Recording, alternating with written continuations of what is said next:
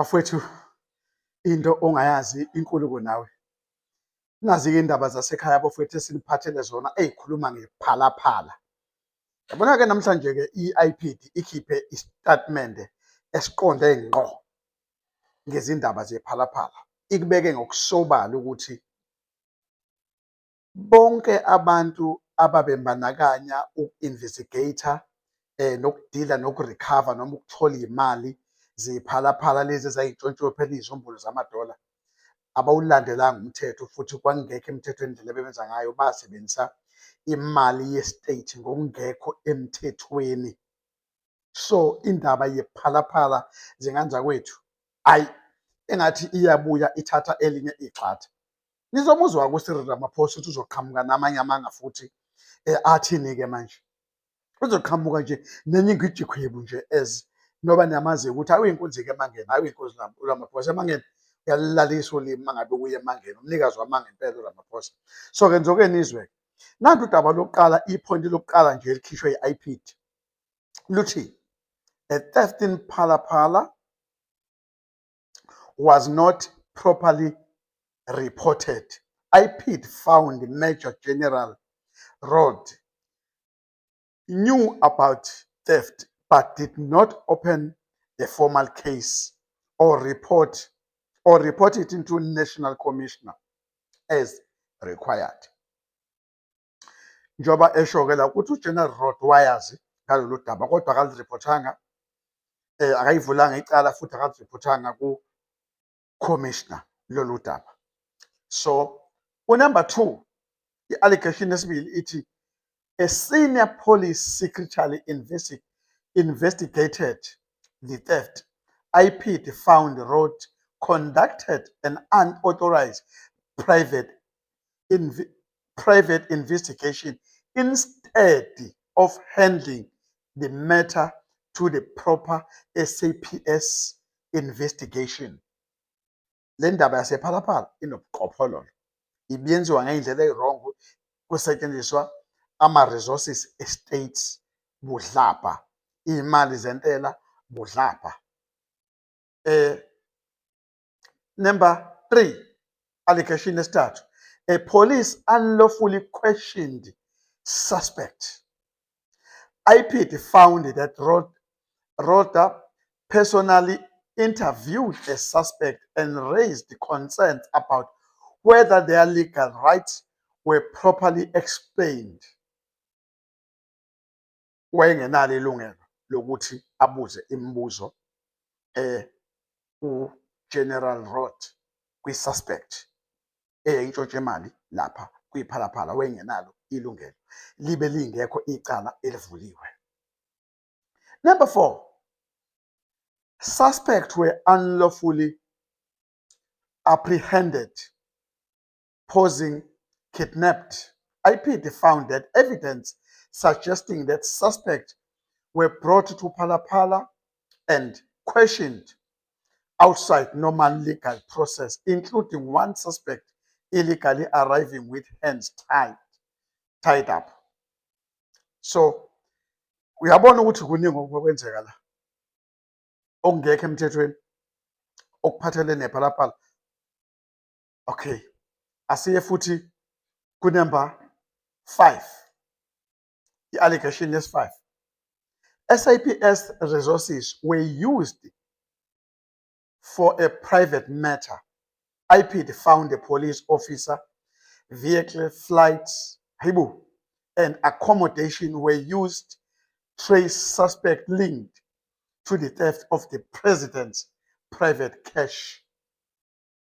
Kwasetshenziswa amaphoyisa ukuthi ku-investigatwe noma kwasetshenziswa izimoto zamaphoyisa, kwasetshenziswa ngisho i-private jet yomthetho ukuthi kuhanjwe kuyolandela abantu ngoba phela base beyi-crossile ibhoda bahamba. Kuningi umthetho ophuliwe la ukuthi kudilwe ngale matter le emayelana nomuzi wephalaphala lamnumzana uCyril Ramaphosa. Allegation number 6, trip to record were fulfilled. IPID found that travel to Cape Town was falsely recorded as an official presidency meeting, while the real purpose was surveillance of the suspect. Allegation number 7. Constable required a mislead investigation. IPID found that Rekoto gave consistent explanation about his Cape Town trip and could not provide proof of the meetings, and he claimed to attend. Allegation 8. State money was wasted. IPID found that Road misused public funds through unnecessary travel, driver and accommodation linked to the private investigation. Icala enzima njalele exhumene futhi nokwephalaphala. Lonke udaba lwephalaphala lwaluyi-mismatch. Lot of misconduct. Kuningi ubuqophololo obenzeka noma ubugebengu owenzeka kuxhashazwa izimali ze-state.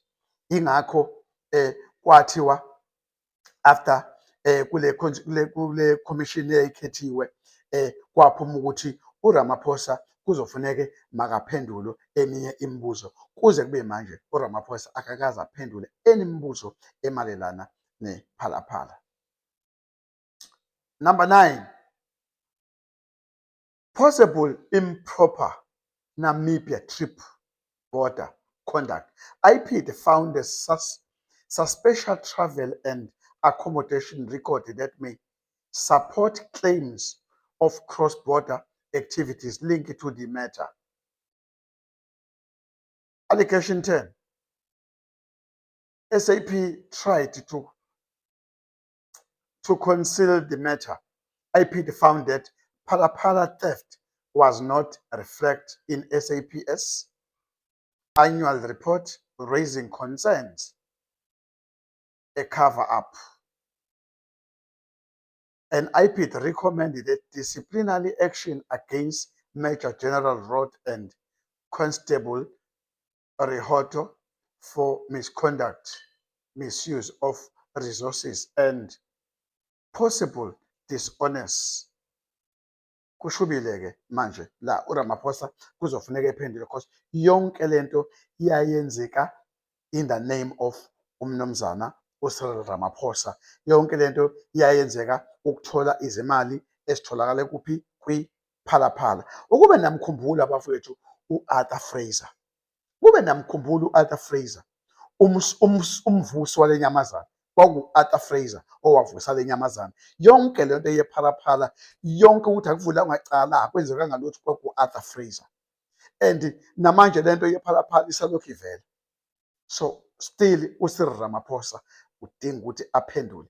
Uyabona lo nyaka lo unyaka wamaqiniso. Since from last year 2025 to 2026 to 2027, yey kuzophekequla zonke izinto. Nalapho khona bese nithi nidabule khona uCyril Ramaphosa ngeke bedabule. I bet. Watch this. Kuzophenduka uRamaphosa until aphendule, until na ayovela enkantolo, until aboshwe uRamaphosa ngoba uyisigebengu uCyril Ramaphosa. Muvikeleni-ke nina enivikela bonke abantu abadefenda istate esibulile, abadefenda isystem engcolile. But uRamaphosa is not good for South Africa, bafowethu. It's only good for his people, for his bosses, because uyi-defender lo base bakhe kuyibona abamkhontrolayo abamtshelayo ukuthi enza kanje, ithi. He was always uyohlala njalo eyipuphethe umnumzana uCyril uRamarama uCupcake. Asazi-ke bafowethu udaba lasephalaphala lubuyile losey'thebeni. Njengoba ngikade nginifundela la, yonke into ihamba ngomumo kodwa uRamaphosa must answer njengoba kwakushiwo kwi-report le-committee ukuthi uRamaphosa must answer. Zikhona izinto ezimdingayo but akakaze answer. Ubelokhu ekhuluma izingisi esho lokhu nalokhu eqamba amanga njengoba uMangamanga umongameli wase-South Africa. Thank you.